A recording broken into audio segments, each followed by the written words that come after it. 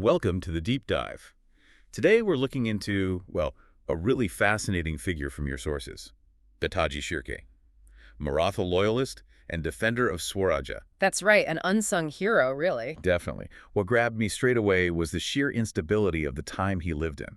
We're talking about someone whose loyalty, whose strategy was just vital, even if he wasn't always, front and center. Exactly. Dattaji Shirke, he was a key Maratha Sardar from the Shirke clan. Right. The Shirkes, didn't they have a bit of a mixed record when it came to loyalty? They did, historically. Alliances shifted a lot in the Deccan back then.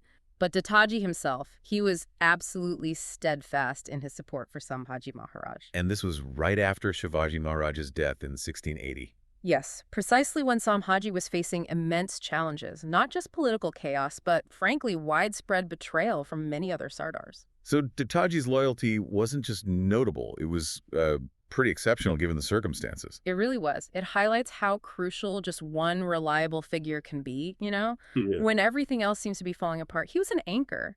Okay, so given all that turmoil, what did Dattaji actually do? Right at the start, the sources say he jumped right in. He didn't waste any time. He immediately offered military support to Sambhaji. And he was operating mainly in the Konkan, the western coast. Yes, and that area was strategically critical. Think about it. You've got the Portuguese, the British, the city of Janjira, all nearby. A real powder keg. Absolutely. So Dattaji's presence there wasn't just helpful, it was essential for stabilizing things. He was trying to hold that crucial flank. And he was very active. The sources mention specific campaigns. The Konkan coastal defense, 81 to 83, fortifying routes. Crucial work, protecting those supply lines and movement corridors. Then the war with the Siddis in 83.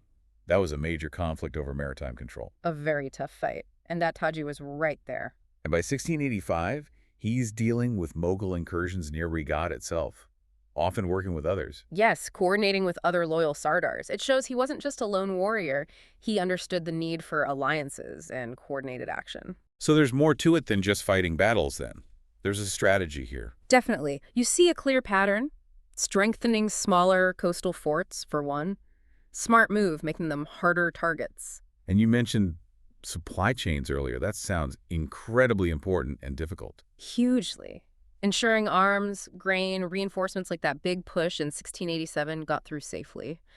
That required meticulous planning, real logistical skill. Plus forging those alliances with people like Shivaji Kank and Maloji Gorpade. Right. Building a network of trust.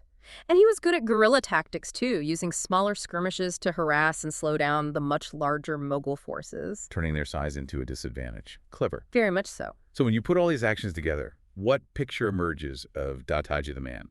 What kind of character are we looking at? Well, the sources paint him as strategically minded, definitely brave in battle, but overwhelmingly loyal, deeply loyal. That seems to be the defining trait. It is, especially remarkable because he never seems to have wavered, even under significant Mughal pressure. That kind of integrity was rare then. And what happened to him later? After Sambhaji's tragic death in 1689. The historical record gets a bit thinner after that point, which is common, but there's absolutely no record of him ever betraying the cause. Not at all. No. The strong belief, the consensus really, is that he continued to serve, probably under Rajaram Maharaj, or perhaps leading local Maratha resistance efforts. So he just kept going, quietly, steadily. Silently and steadily defending Swarajya. That really sums him up. He's a powerful example of how impact doesn't always correlate with fame. So when we boil it all down, what's the main takeaway about Dattaji Shirke?